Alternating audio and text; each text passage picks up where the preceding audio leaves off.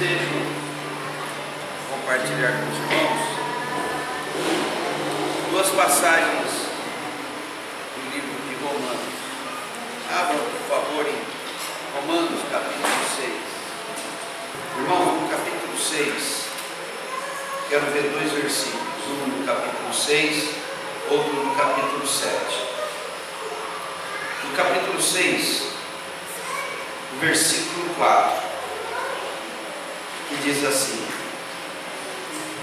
fomos, pois, sepultados com ele na morte pelo batismo, para que, como Cristo foi ressuscitado dentre os mortos pela glória do Pai, assim também andemos nós em novidade de vida.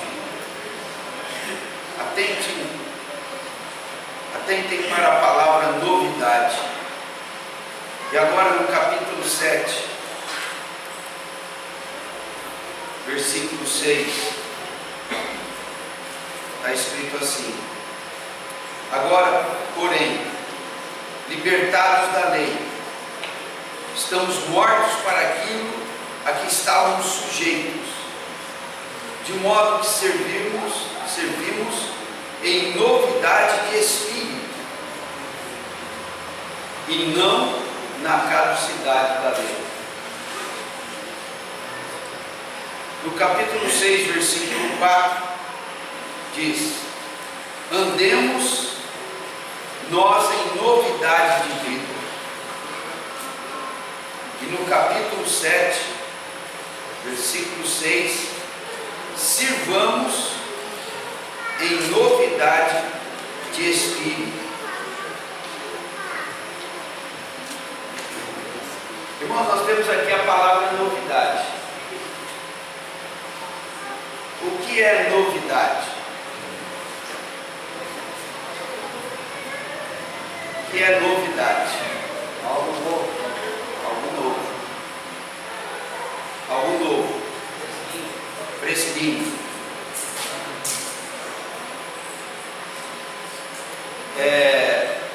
A palavra novidade aqui tem exatamente a ver com essa ideia de algo que é fresco.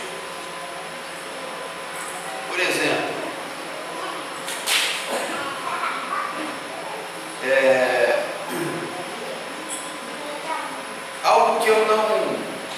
algo que não existia. Por exemplo, há 30 anos atrás, eu trabalhava como representante e eu tinha que viajar. E na época não era fácil ter telefone. O telefone era um investimento caro. Era como ter um carro. Uma linha telefônica era um investimento caro há 30 anos atrás. Não só o investimento era caro, mas na época a operadora, que era uma operadora do governo, chamava Telesp, ela não tinha disponibilidade de linhas. Se fazia uma inscrição, quem sabe nos anos seguintes você chegava a ter uma linha, custava muito caro. Então eu saía para viajar em tempos que eu ainda não tinha conseguido comprar telefone. Então eu ia com dificuldade de me comunicar com a Luzia. Mas a gente vivia bem, viu, Senhor? A gente vivia bem. E até que um dia surgiu o celular. Porque ainda que eu tivesse uma linha telefônica em casa, aonde eu precisava me valer de um telefone. E eu pagava a ligar de algum lugar, porque se tratava de ligação interurbana. Mas depois veio o celular. E aquilo se mostrou uma solução muito boa para esse tipo de comunicação. E alguém que está distante e deixa tantas coisas em casa. Aquilo foi uma novidade. Não existia celular. Passou a existir. Então não existia, passou a existir. E aquele velho tipo de telefonia foi sendo sucateada, né? E hoje todo mundo tem celular. Isso foi uma novidade há 20 anos atrás. Não existia, passou a existir. Agora, considera uma coisa que sempre existe, mas você precisa daquilo novo. Então, por exemplo, a banana que você compra lá no feirão, ela envelhece? Se a gente até não comer rápido, apodrece. Aí você vai no feirão e compra novas bananas. Mas banana é novidade? Mas aquela que você está comprando é nova, não é? Já existia banana? Desde quando existe banana? Só que as bananas envelhecem. E a gente não come banana velha. Banana podre, estragada. Aí você quer o quê? Uma fresca. Uma fresquinha. Não é isso?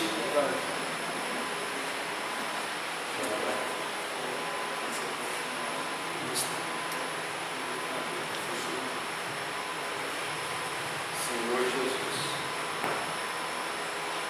Senhor Jesus. Funcionando? Então, o que eu preciso não é de algo que não existe, em se tratando de banana. Eu só preciso de uma banana nova, que a que eu tinha ficou velha e não se presta mais para o consumo. Então eu preciso de bananas novas. Irmãos, com relação a Deus na nossa vida, nós precisamos de novidade.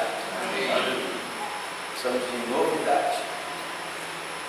Com relação ao nosso ser, nós precisamos de novidade. Por quê? Porque o que nós temos sempre tende ao envelhecimento, sempre tende ao desgaste, aos efeitos da corrupção.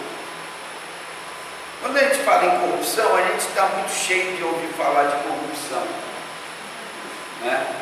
Mas originalmente a palavra corrupção, ela significa algo que se deteriora, que se desgasta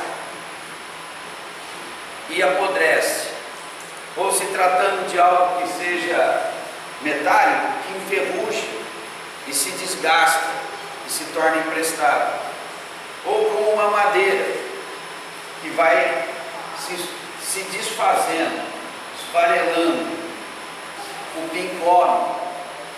Então, esse processo de desgaste, de deterioração, de inutilização, você tira o carro novo e dali uns dias ele já começa a envelhecer, e se não cuidar, ele se torna emprestado.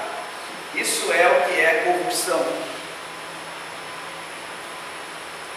E todas as coisas estão debaixo do efeito da corrupção. Tudo desgasta, não é?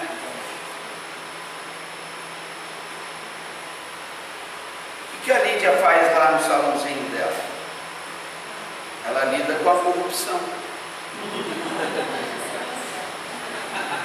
Fica ali tentando dar jeito. Mexe daqui, mexe dali, corta daqui, pinta de lá, maqueia. O cirurgião plástico, o que ele tenta fazer? Lidar com a corrupção. Nós estamos debaixo do efeito da corrupção. Na nossa vida, irmãos, tudo é corrompível.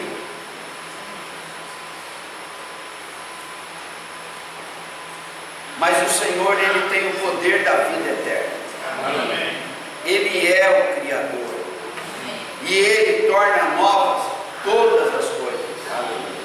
Não fosse Deus, em sua obra de misericórdia, ter nos dado Filho, o Filho ter dado a sua vida para nossa redenção, e ter nos enviado o Espírito Santo, no qual está a vida de Deus, nós estaríamos condenados à deterioração.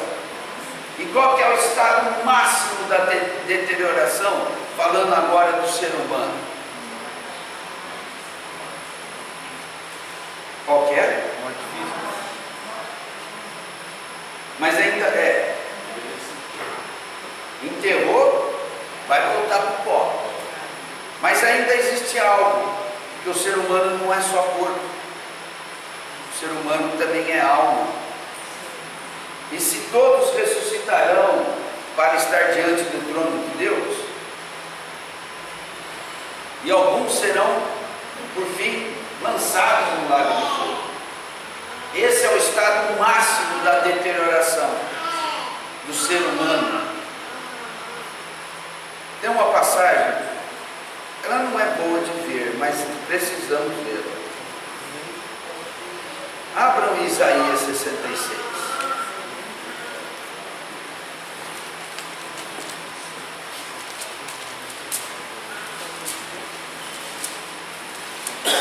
Isaías 66.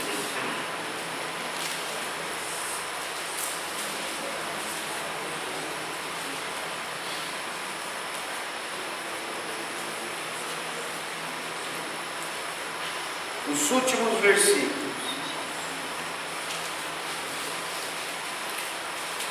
Versículos 22, 23 e 24.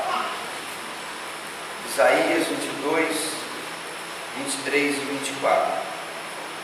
Diz assim: porque como os novos céus e a nova terra que hei de fazer estão diante de mim, diz o Senhor, assim há de estar a vossa posteridade e o vosso nome.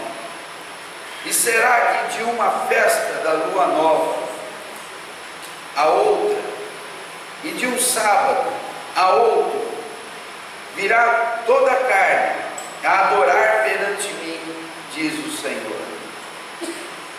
Eles sairão e verão os cadáveres dos homens que prevaricaram contra mim, porque o seu verme nunca morrerá, e o seu fogo, nem o seu fogo se apagará, e eles serão um horror para toda a carne. Aqui, irmãos, está falando de coisas na eternidade. É uma palavra que, de uma maneira mais direta, está se referindo ao povo de Israel, mas que também se refere a nós, os cristãos. Então serão feitos novos céus e nova terra. E esse novo céu e essa nova terra, que está em Apocalipse 21, o Senhor diz que eles estarão diante do Senhor, e assim também estará a nossa posteridade, e o nosso nome estará em novos céus e nova terra diante do Senhor. Esse é o estado eterno dos que têm sido salvos pelo Senhor, salvos da corrupção, salvos da deterioração do pecado. O Senhor tinha dito a Adão: não coma dessa árvore, se comer vai morrer. Esse é o problema da corrupção. O Senhor nos trouxe salvação, para que fôssemos salvos da morte, e não só fôssemos salvos da morte, mas andássemos em novidade de vida. Mas vamos continuar aqui, daqui a pouco a gente volta lá em Romanos. Versículo 23 fala de uma rotina de festa e de descanso. E será que de uma festa da lua nova a outra, e de um sábado a outro, virá toda a carne a adorar perante mim, diz o Senhor.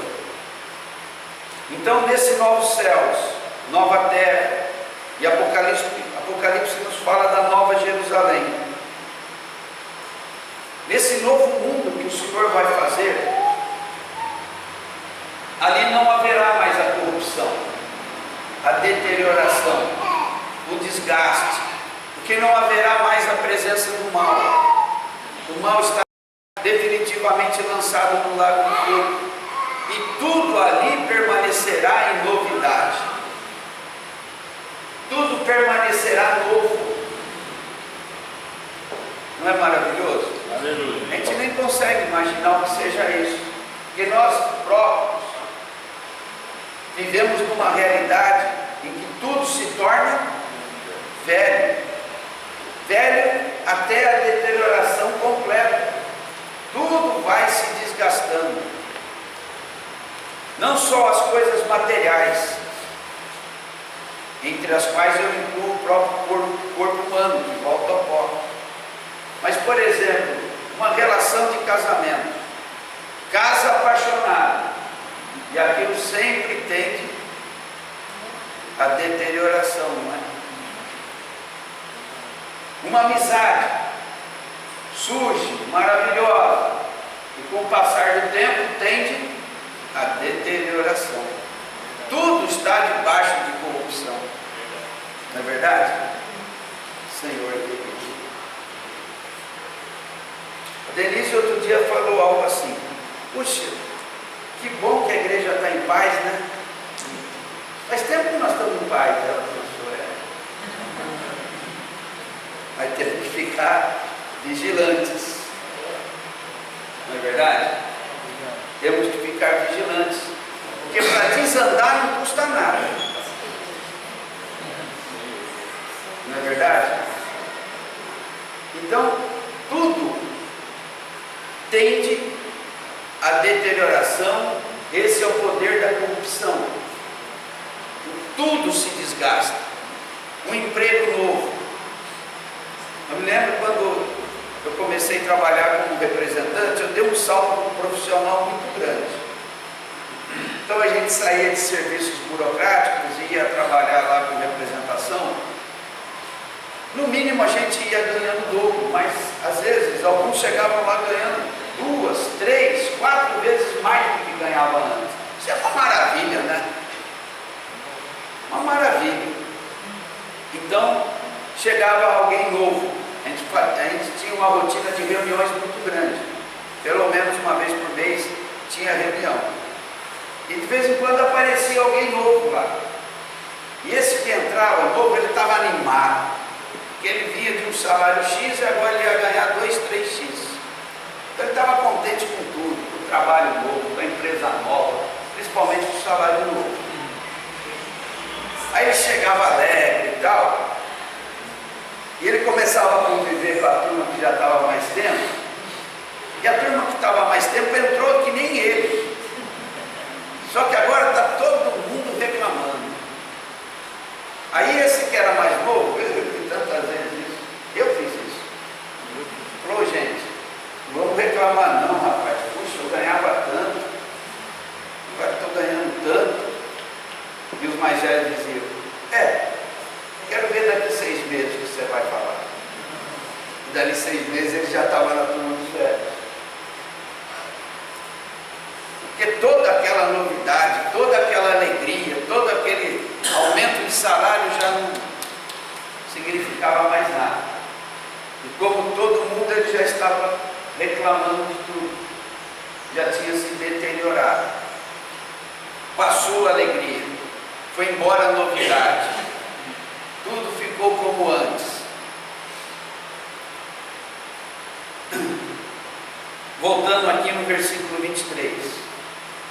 E será que de uma festa da lua nova a outra, e de um sábado a outro, virá toda a carne a adorar perante mim, diz o Senhor. Essa será uma rotina. Festa da lua nova.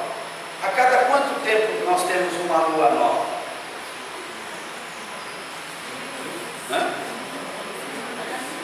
O calendário é feito com base no movimento de translação da Terra, né? Melhor, de rotação translação, né? Em torno do Sol, determina um ano. Então um ano o que é? É o tempo que a Terra demora para dar uma volta completa em torno do Sol. Um mês o que é? É o tempo das 4 fases da Lua. E um dia o que é? É o tempo que a Terra demora para dar uma volta em torno de si mesmo. Essas são as referências do calendário. Então de uma lua nova a outra lua nova nós temos um mês. Tá? A rigor 28 dias. Depois por uma questão numérica para ajustar o movimento de translação, sei lá, esses assuntos são complicados. O mês passou a ter 30 e 31 dias, em fevereiro 28 e 29 para bater os números. Mas em regra nós temos 4 fases de lua todo mês. E de uma lua nova a outra lua nova, nós temos um mês, ou 28 dias, ou um mês. Diz que haverá essa rotina de festa mensal. E de um sábado a outro. O que é um sábado a outro? São 7 dias. É uma fase da lua. Toda a carne virá adorar perante mim. Então, uma vez por mês, festa. Festão. Toda semana, festa. Talvez uma festa menor, não sei como é que vai ser isso. Mas o fato é que de uma maneira cíclica, constante, toda a carne virá perante o Senhor para adorar. Haverá essa rotina na eternidade, de festa. Festa fala de comemoração, de alegria, de festejar algo bom. E sábado fala do quê? De descanso. Descanso. Então, irmãos, o que é que nós mais precisamos para viver bem? Descanso e festa. Descanso e festa. A festa é para lembrar o quê? Alguma data memorável. Lembrar coisas memoráveis, coisas alcançadas, coisas conquistadas, coisas boas que se estabeleceram.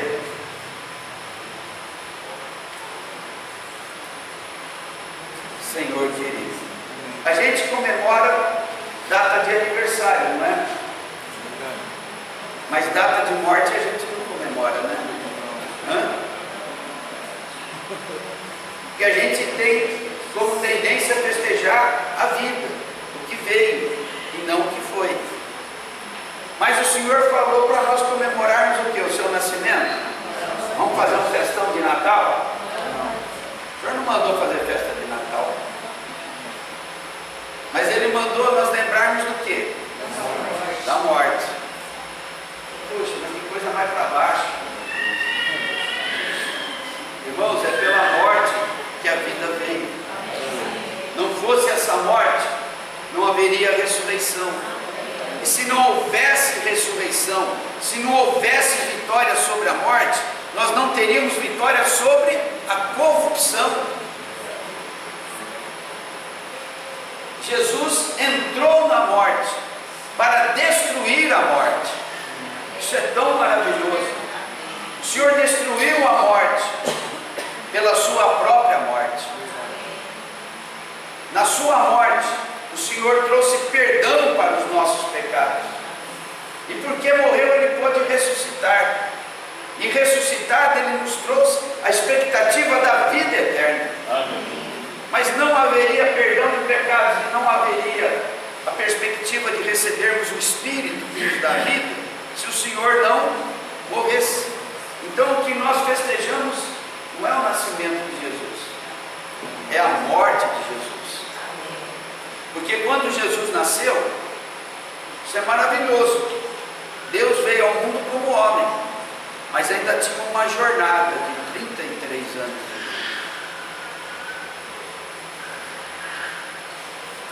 E essa jornada ainda pedia uma vitória. Jesus ainda precisava vencer. ponto alto dessa luta do Senhor Jesus foi no Getsemane, quando ele disse: Pai, se possível, passa de mim esse cálice. Era fácil tudo aquilo? Não é estranha essa oração de Jesus? E pouco antes, nós vemos no Evangelho de João, capítulo 12, ele diz, vamos ver essa passagem?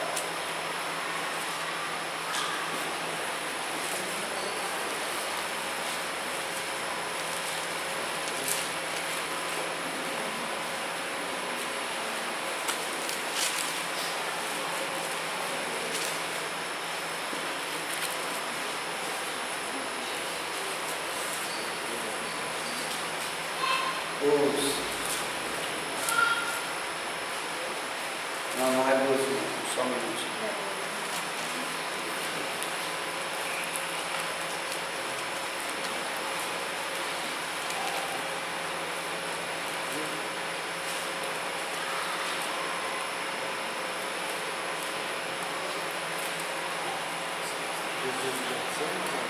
Não, só um minutinho, dá um branco agora, só um minutinho, eu acho.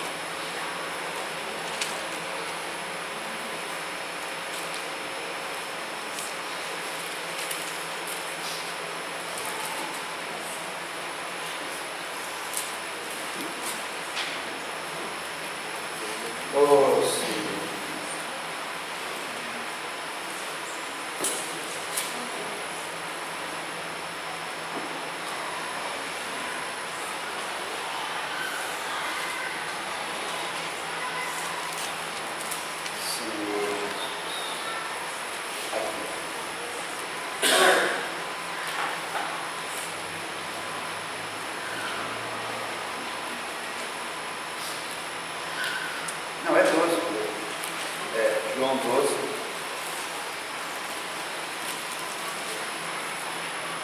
O Senhor está muito perto da hora, talvez uma semana, da sua morte.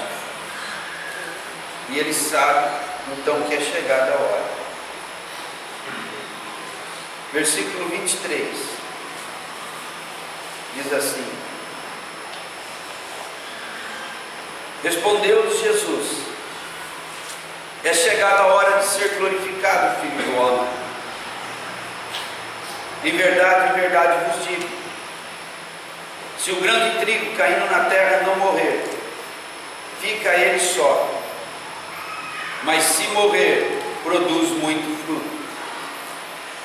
Ele está considerando a sua própria morte. Agora ele vai ter que morrer para poder o quê? Frutificar. Ele veio para produzir muito fruto. Até agora ele fez muito milagre, mas ele ainda não produziu frutos.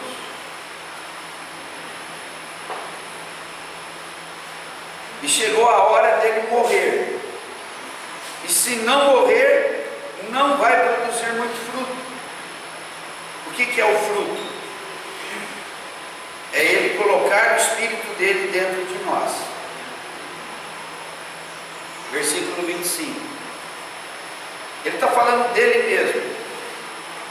Quem ama a sua vida perde, mas aquele que odeia a sua vida nesse mundo, preservá-la-á para a vida eterna. Essa palavra se dirige a nós, mas aqui ele está falando com o que ele está se deparando. Ele não pode preservar a sua vida. E aquela pressão da cruz e da morte, e da descida ao Hades, e acima de tudo do abandono do Pai, na hora que nossos pecados fossem postos sobre ele na cruz, o Senhor está considerando tudo isso, todo esse sofrimento. E ele diz: é hora de eu morrer. E se eu não morrer, eu vou ficar só. Eu não vou produzir muito fruto ou muitos filhos ao Pai. Se eu amar a minha própria vida, eu fiz até agora. Ainda precisa subir um degrau. Ainda preciso alcançar a meta, que é morrer para produzir muito fruto, ou conduzir muitos filhos à glória, como Paulo fala em Romanos 8. Então ele se vê na situação de odiar a sua vida nesse mundo. Mas não quero me deter aqui, mas olha a expressão que Jesus usa. Versículo 26. Agora ele se refere, se dirige a nós. Se alguém me serve, siga-me, e onde eu estou, ali estará também o meu servo. E se alguém me servir, o Pai o honrará. Mas vamos passar reto aqui também. Agora o 27. Agora está angustiada a minha alma. Então o Senhor já estava vivendo a angústia da sua morte. Mas considere, o sofrimento de Jesus não se referia só aos seus sofrimentos físicos. Havia um sofrimento ainda psicológico e um sofrimento espiritual. O sofrimento físico é tudo que ele apanhou e o machucaram. E o diretor de cinema colocou naquele filme, como é que chama mesmo? Paixão de Cristo. Nunca ninguém tinha coragem de mostrar um Cristo tão machucado. E ali alguém decidiu: eu vou mostrar como Jesus foi machucado. E é até duro de ver aquelas cenas, não é? Sempre colocam Jesus um escorridinho de sangue aqui, um escorridinho aqui. O máximo que eu tinha visto era nos olhos dele, tronchas. Mas aí, ali naquele filme, alguém quis mostrar como Jesus de fato foi machucado. E aquilo é horrível. Esse é o sofrimento dele no seu corpo. Mas havia ainda um sofrimento na sua alma, ou seja, no seu orgulho próprio. Ele foi injuriado e cuspido. E que é injuriado? Todo tipo de infâmia que ele não fez, o acusam. E o ficam ofendendo, xingando, de coisas que ele não é, e de coisas que nem puderam provar. E ficam ali zombando. Não é filho de Deus? Desce da cruz para que creiamos. Salvou os outros, salva a ti mesmo. Então, na sua dignidade, no seu orgulho, o Senhor teve que se exercitar na sua mansidão para não descer da cruz. Ele estava ali sendo humilhado, sendo o Senhor do universo. E ainda temos de falar num sofrimento espiritual. O que é o sofrimento espiritual de Cristo? Pai, por que me abandonaste? O Senhor teve crucificado por 6 horas, das 9 da manhã às 3 da tarde, no nosso relógio. Ao meio-dia se fez trevas na terra.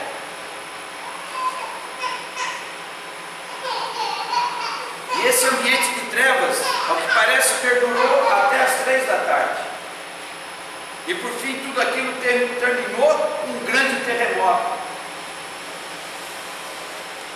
O que foram essas trevas? Nesse momento, por eles ter se mostrado até o meio-dia, ou seja, até as 3 primeiras horas da cruz, por ele ter se mostrado aprovado. Então ele já tinha tido uma vida de 33 anos e meio. No Getsemane ele falou: não seja como eu quero, e sim como tu queres. Que vitória! Ali, por um instante, ele falou que ele tinha vontade de que a coisa fosse diferente. Olha o tamanho da pressão. Eu nem sei explicar isso direito. Mas não seja como eu quero, sim como tu queres. Aí depois então Judas aparece com os soldados do templo e Jesus começa a ser torturado. Depois ele é levado à cruz. E ali na cruz as pessoas passavam aos pés da cruz e diziam todo tipo de ofensa e de humilhação. Então quando deu meio-dia, se fez trevas na terra. O que significa? Nesse momento ele disse: Pai, por que me abandonaste? Outro mistério, como é que explica? Como é que explica, Leandro? Vai aí, vai estudar a Trindade, os pais da igreja. Como é que explica isso? Mas o pai o abandonou. Porque antes a gente estava conversando sobre a Trindade, né? E a dificuldade que isso foi para entender esse assunto ao longo de toda a história da igreja. E o pai o abandonou. Então um não é o outro. Um é um, o outro é outro.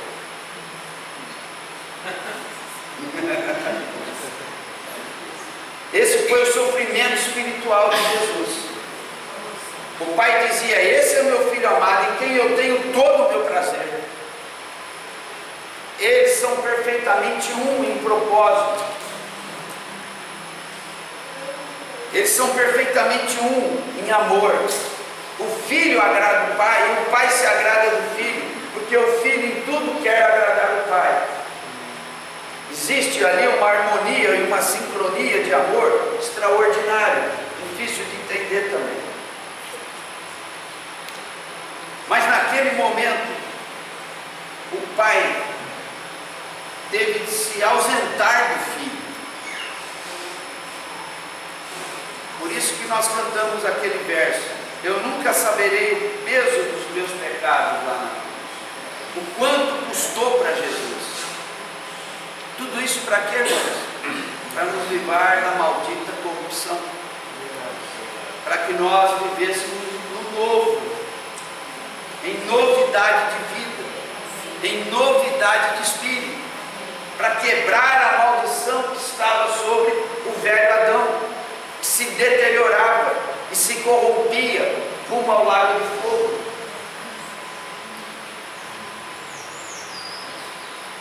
E naquelas 3 horas que se fez trevas, todo o nosso pecado estava sobre o Senhor. Toda a culpa do nosso pecado, toda a condenação que nos era eterna, foi posta sobre Ele. Não só a minha, mas a de todos nós. E o Senhor carregou ali, sem culpa alguma, toda a nossa culpa. E nós nunca conseguiremos estar claros a respeito desse assunto. Mas certamente saberemos que é por meio disso que nós fomos salvos. Então, voltando lá para Isaías, haverá festa, no mínimo uma festa por mês, de uma lua. Que lua que é? Significa uma lua nova, né? Um novo ciclo, um novo início, um novo começo. Haverá festa.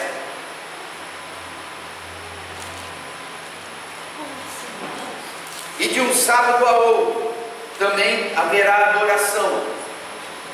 O que significa o sábado na Bíblia? Descanso. Fique em paz. O mal não vai voltar. Fique em paz, a corrupção foi embora. Fique em paz, fica tranquilo. Não vai deteriorar. Fique em paz. Está tudo bem.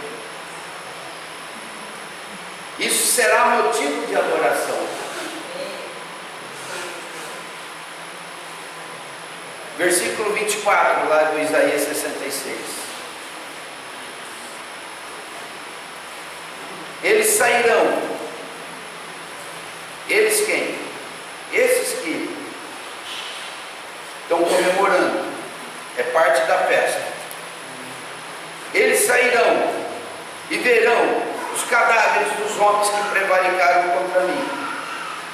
porque o seu verme nunca morrerá, e o seu fogo nunca se apagará, e eles serão um horror para toda a carne. Irmãos, isso estragou a festa? Uma visão dessa?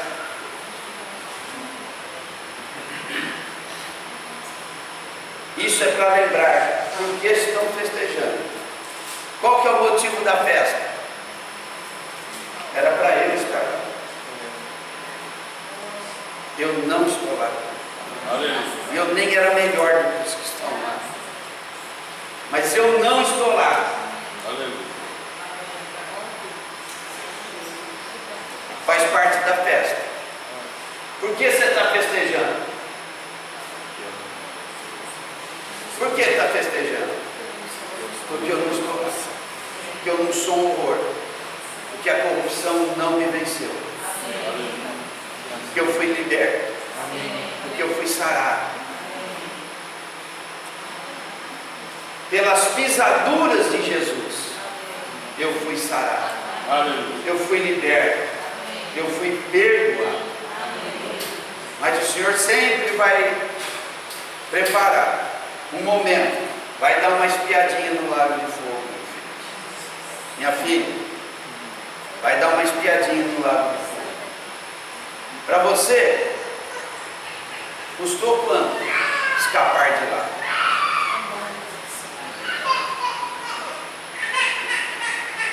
Para mim, custou muito de tirar de lá. Mas vamos para o lado bom da coisa. E na semana seguinte eu quero continuar falando sobre Romanos 5, 6, 7 e 8. Para nós entendermos a grande salvação que o Senhor nos trouxe. Para que andássemos em novidade de vida. E servíssemos a Deus em novidade de espírito. Novidade. Irmãos, a vida do Senhor em nós. Porque Ele morreu e destruiu a corrupção. E porque Ele ressuscitou e se tornou o Espírito que me vivifica. O Espírito que está dentro de mim. Paulo chama de o Espírito que dá vida. Se dá vida, tudo se torna novo. A tua leitura da Bíblia, ela se deteriora. A tua rotina de oração se deteriora. O seu desejo de estar nas reuniões deteriora. Você vem para a reunião e num dia você está orando muito facilmente, se alegra na reunião. Outro dia você chega e você não consegue colocar a mente no Espírito. Também se deteriora. Tudo se deteriora. Então nós precisamos experimentar novidade. E essa novidade procede da onde? Esse poder do Espírito. Não é uma questão de eu chegar aqui, vai irmãos, para cima, vocês estão com uma cara de morto hoje, vamos! Aí eu fico aqui tipo Silvio Santos gospel. Vamos lá, irmãos! Agora sai do chão! Outro dia eu vi uma situação dessa. Um pastor, eu acredito que ele estava fazendo aquilo com a melhor das intenções, mas nós não podemos nos apoiar nisso. Puxa, ele cantava e pulava e animava todo mundo. Puxa, irmão, mas aquilo dá tanto trabalho. Saber essas porcarias de som que não funcionam, cansa. Vira um programa de auditório. Eu não estou depreciando o que aquele irmão estava fazendo, não. Ele estava fazendo com a melhor das intenções. Mas nós temos que aprender ainda os caminhos de Deus. Amém. Aquilo ainda era algo para motivação da alma. Uma maneira humana ainda. Então, ele tinha que cantar bem.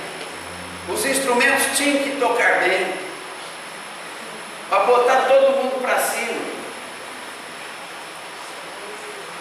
Irmãos, o que nós precisamos é do Espírito. Amém. O que nós precisamos é do Espírito. Amém. Conhecer o Espírito. O Espírito Espírito nos faz andar em novidade de vida. Não chegou o tempo ainda que a corrupção foi lançada no lago de fogo. A corrupção está agindo em mim e em você. Mas nós temos que entender que o Espírito do Senhor também está agindo em mim e em você. Amém. E o Espírito é o que torna tudo novo. O Espírito é o que dá vida. Amém.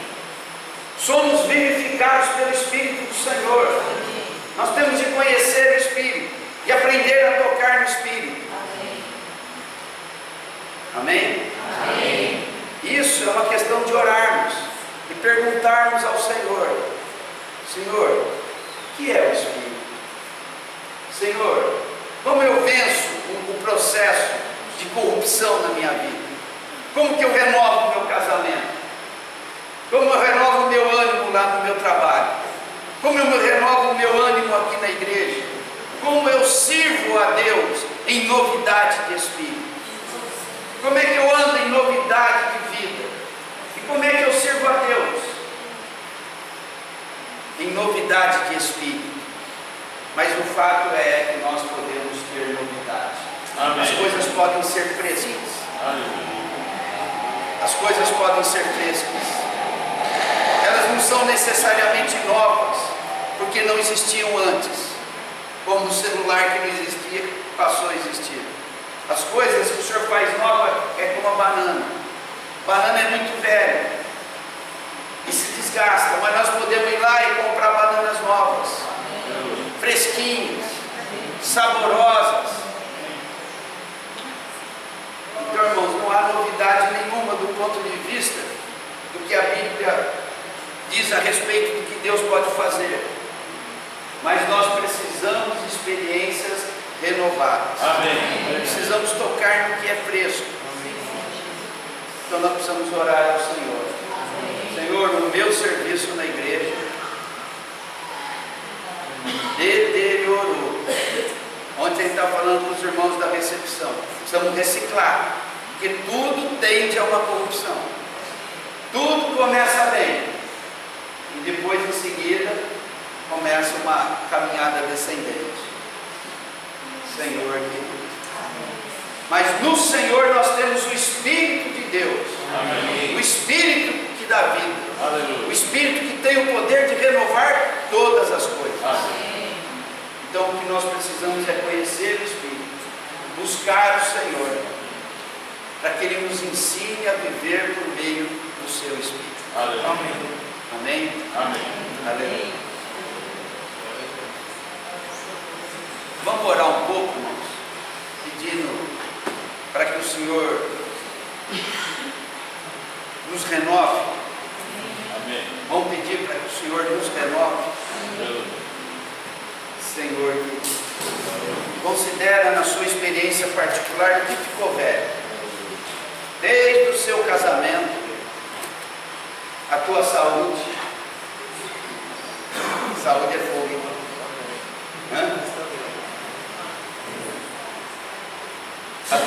As tuas esperanças no Senhor, o teu desejo de consagrar a sua vida ao Senhor. O Senhor pode renovar tudo. Nele há novidade. Ele faz tudo se tornar fresquinho de novo, saboroso, apreciado, desejado. Amém? Vamos ficar de pé.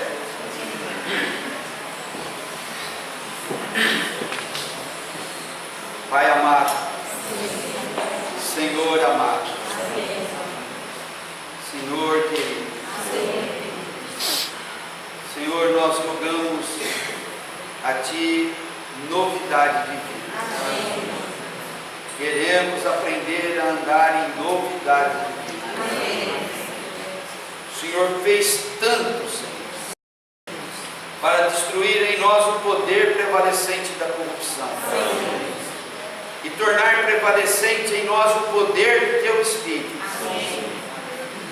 Oh Senhor querido. Amém. Oh Senhor, o Espírito da vida. Amém. O Espírito da vida. Amém. O Espírito vivificante. Amém. Em Cristo Jesus. Amém. Me livrou do pecado e da morte. Amém. Senhor amado. Amém. Senhor, nós precisamos do teu renovar. Amém. Senhor, precisamos aprender a andar em novidade. Amém. Senhor querido. Amém. Ó, rogamos a Ti, ó Pai. Amém. Senhor da vida. Amém. Da vida eterna. Amém. Venha nos renovar. Amém. Senhor. Renova a Tua igreja, Senhor. Amém. Renova cada um de nós. Amém. Renova nossas esperanças. Amém. Move o Teu Espírito em nós. Amém. Move o Teu Espírito na igreja. Amém. Move o Teu Espírito. Amém. O Espírito que dá vida. Amém. Senhor, querido, queremos ter uma vida de festas. Sim. E de descanso. Amém. Oh, o Senhor sofreu tanto. Amém. Para que tivéssemos perdão dos pecados. Amém. E para que tivéssemos vida eterna. Amém. Por meio do Espírito. Sim. Senhor amado. Amém. Renova a Tua igreja. Amém. Renova o ânimo de cada um de nós aqui. Amém. Senhor, nós queremos ser ricos de esperança. Amém. No poder do Espírito Santo. Amém. No poder renovador do Espírito Santo. Amém. Senhor, ajuda-nos a jogar o que é velho no lixo. Amém. E buscarmos em Ti a coisa nova. Ó Senhor querido. Amém. Senhor querido. Amém. Que se deteriorou, Senhor. Amém. Queremos lançar fora. Amém. E buscar em Ti coisa nova. Amém. Novo vigor. Amém. Nova luz. Amém. Novo entendimento. Amém. Nova comunhão. Amém. Nova perspectiva. Amém. Deixando as coisas que para trás ficam. Amém. Queremos correr para o alvo. Ó Senhor, renova-nos, Senhor. Amém. Queremos aprender a viver em novidade de vida. Amém. Em novidade de espírito. Amém. Renova em nós, Senhor. Amém. Renova em nós, Senhor. Ó Senhor querido. Amém. Renova em nós o prazer na Tua palavra. Amém. O prazer em Te servir. Amém. O prazer em invocarmos o Teu nome. Amém. O prazer em termos comunhão contigo. Amém. Renova-nos, Senhor. Amém. E nos ensina a viver nessa renovação. Amém. Que é constante no poder do Teu Espírito. Ó Senhor amado. Amém. Ajuda-nos a conhecer o Teu Espírito. Amém. O Espírito da verdade. Amém. O Espírito que dá vida. Amém. O Espírito Santo. Ó Senhor. Amém. Vivifica-nos, Senhor. Amém. Vivifica-nos, Senhor. Oh, com a Tua vida nova. Amém. Fresca. Amém. Faça tudo novo. Amém. Oh Senhor Jesus. Amém. Aquele que está em Cristo é nova criação. Amém. As coisas velhas já passaram. Amém. Tudo se fez novo. Amém. Ajuda-nos a viver nesse ciclo, Senhor. Amém. Oh Senhor, de sermos renovados. Amém. Quando percebemos que houve já envelhecimento. Amém. Deterioração. Sim. E às vezes até morte. Sim. Tantos assuntos da nossa vida. Sim. Vem, Senhor. Amém. Vem e renova.